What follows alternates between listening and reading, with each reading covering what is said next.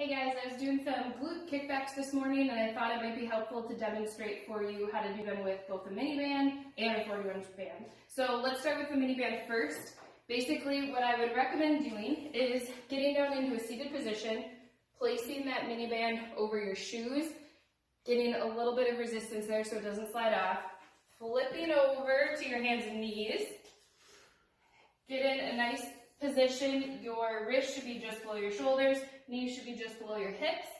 Basically what you're going to do, pull your core in tight, flatten out your back, and you're going to kick your heel up and back. And what you should feel is your glute contracting on that leg every time you kick back.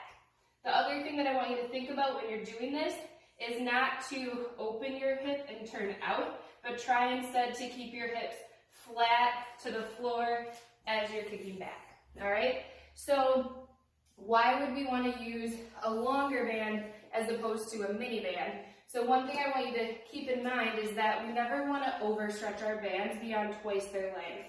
If you have long legs, you can imagine how when I put this mini band all the way back, I could easily overstretch that band. So instead, if that's happening to you, I would encourage you not to use the mini band for that exercise and instead to go for your 41-inch band. So for this setup, what you're going to do is take your band around 1 foot, twist it around so that way it stays in place. Again, holding that band tight, flipping yourself back over, and then you're going to place that band around your leg, around your hands. Again, same positioning, so wrists are still below the shoulders, knees are below the hips, and then we're kicking back that way. So the cool thing about this way is that you can shorten that band multiple times by wrapping it multiple times around your foot if you need to, or if you can keep it without wrapping it around your foot, you can do it that way if you need a little bit more extension if you have longer legs.